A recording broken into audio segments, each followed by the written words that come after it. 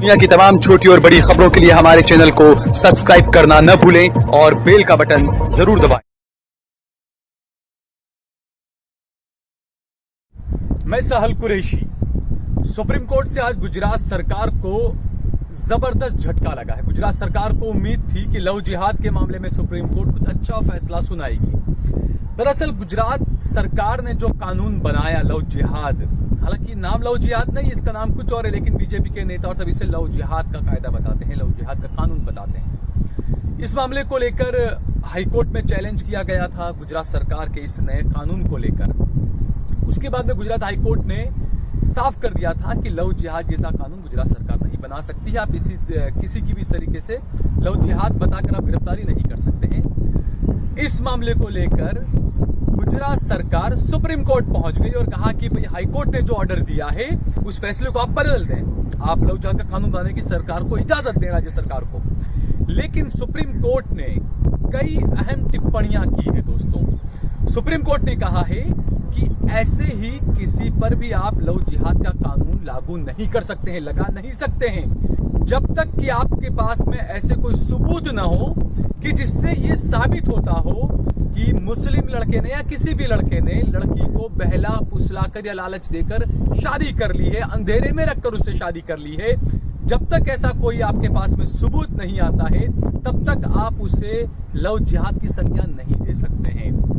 दूसरा, साफ ही supreme court ने कहा है कि हम गुजरात हाईकोर्ट का जो फैसला है उस पर हम टीका टिप्पणी नहीं कर सकते, यानी कि गुजरात सरकार को करारा तमाचा सुप्रीम कोर्ट से पड़ा। अब दोस्तों हकीकत भी यही है, मेरे खुद के पास में ऐसे कई मामले आए हैं, क्योंकि हमेशा कोई भी देश हो, कोई भी राज्य हो, उसको जो कानून बनाने होते हैं वो अपनी पूरी जनता को ध्यान में रखकर वो कानून बनाने होते हैं। लेकिन यहां पर साफ देखा गया कि लव जिहाद जैसे जो कानून है महज एक मुस्लिम समुदाय को टारगेट करने के लिए कानून बनाया जाता है। अब लोग पूछ रहे होंगे ऐसा क्यों बोल रहा हूं मैं? चूंकि मेरे खुद के पास कुछ लोग ऐसे आए हैं। उन लोगों का ये कहना है, क्योंकि अक्सर ये देखा हमने कि जब कोई हिंदू लड़की होती है किसी मुसलमान लड़के के साथ में, वो अगर लव अफेयर करके उसके साथ भाग जाती है, शादी कर लेती है, तो पुलिस भी यहां पर काफी संदिग्ध रहती है।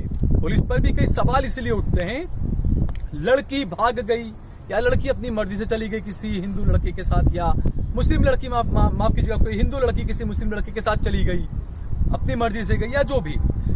ऐसे मामलों में पुलिस जो है एक तरफा कार्रवाई करती है। चूंकि लड़की हिंदू है इसलिए लड़की के बाप को सुना जाता है, लड़की के बाप के नाम से अर्जी ले ली जाती है, एफआईआर दर्ज करा दी जाती है और फौरन लड़की को पुलिस कहीं से भी ढूंढ कर ले आती है और लड़की को जो है उसके माँ बाप के, उसके परिवार के हवाले कर दिया जाता है और लड़के को कह दिया जाता है लड़की ने तुम्हारे खिलाफ बयान दिया है, अब तुम्हारे ऊपर केस चलने वाला है तुम पर, और लड़के को गिरफ्तार किया जाता है। ये तब होता है जब लड़का मुसलमान है, लड़की हिंदू है। जबकि ऐसे ही अगर लड़की मुसलमान है, लड़का हिंदू है, तो इससे उल्टी कार्रवाई पुलिस करती है। पुलिस क्या करती है? अगर लड़की मुसलमान है, लड़का हिंदू है, लड़की के घर वाले पुलिस स्टेशन के चक्कर काट काट के थक जाते हैं, पुलिस एफआईआर नहीं लेती है। पुलिस पर किसका प्रेशर रहता है, किस संगठन का या किस सरकार का, ये तो पुलिस खुद जाने। लेकिन ये होता है कि लड़की वाले पुलिस के चक्कर काट काट के, पुलिस स्टेशन के चक्कर काट काट के थक जाते हैं, पुलिस उस लड़की को कहीं से भी ढूंढकर नहीं लाती है। जबकि हिंदू लड़की होती है पुलिस फौरन पकड़ कर ले आती है। मुसलमान लड़की को पुलिस लेकर नहीं आती है। मुसलमान लड़की के परिवार वाले बार बार पुलिस स्टेशन जाते हैं, उनकी एफआईआर नहीं ली जाती है। और अगर कुछ ऐसे मामलों में लड़की सामने आ भी जाती है तो पुलिस वाले उस मुसलमान लड़की को उसके माता पिता के हवाले नहीं करते हैं। पुलिस वाले कहते हैं कि लड़की ने लड़के के फेवर में बयान दिया है, लड़की अपनी मर्जी से लड़के के साथ रहना चाहती है।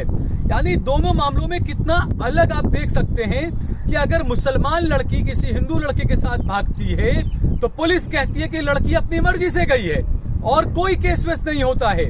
जबकि हिंदू लड़की अगर मुसलमान लड़के के साथ भागती है तो पुलिस गिरफ्तार करती है, लड़की को लड़की के बाप के हवाले कर देती है और कहती है कि लड़की ने बयान जो है वो लड़के के खिलाफ दिया है।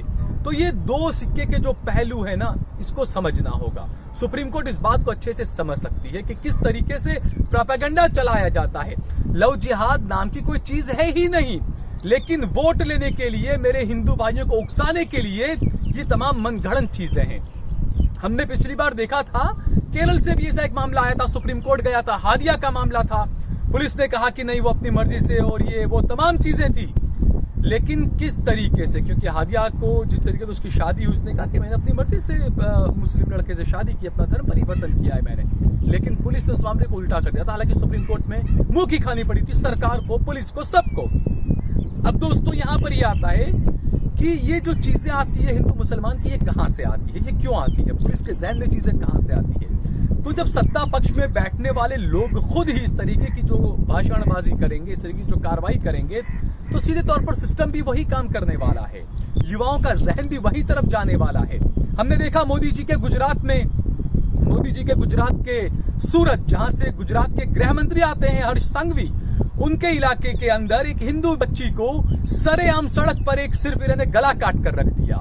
कोई हिंदू संगठन बाहर नहीं आया। वैसे तो बड़ा बाहर आ जाते हैं, भाई हिंदू लड़की को मुसलमान ने मार दिया, ये हो गया, इंसाफ चाहिए, ये चाहिए, वो चाहिए। क्यों?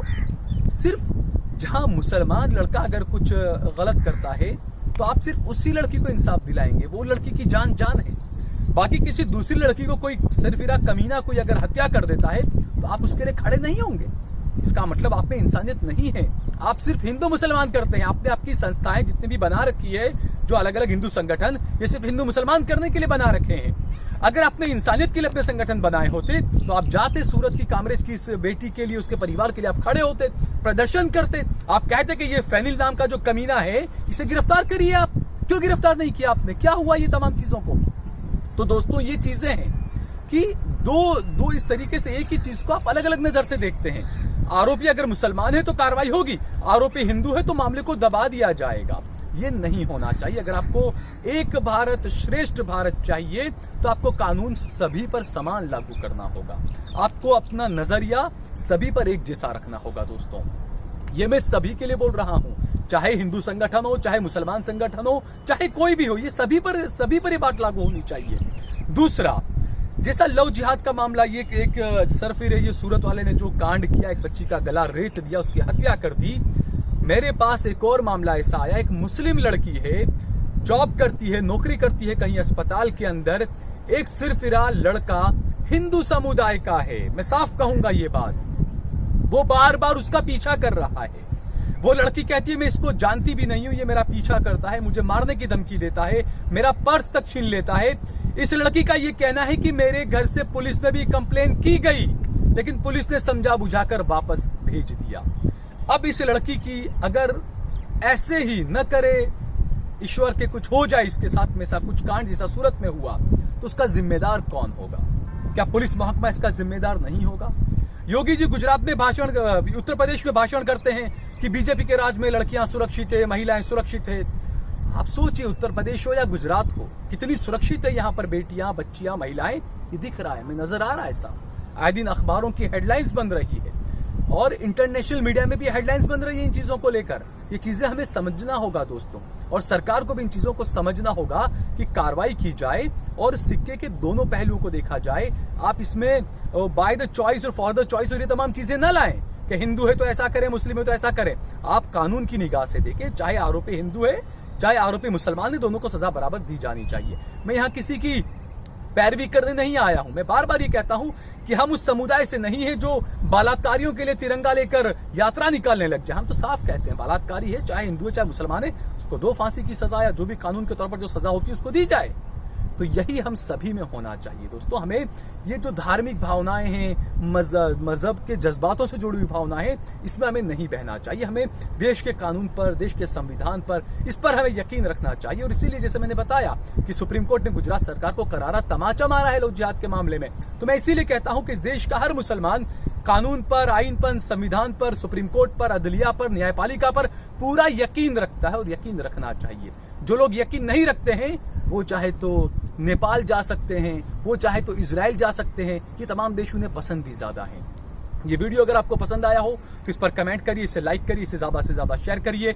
अगर आपने हमारा चैनल देश लाइव सब्सक्राइब न किया हो तो हमारे चैनल को जरूर सब्सक्राइब करिए।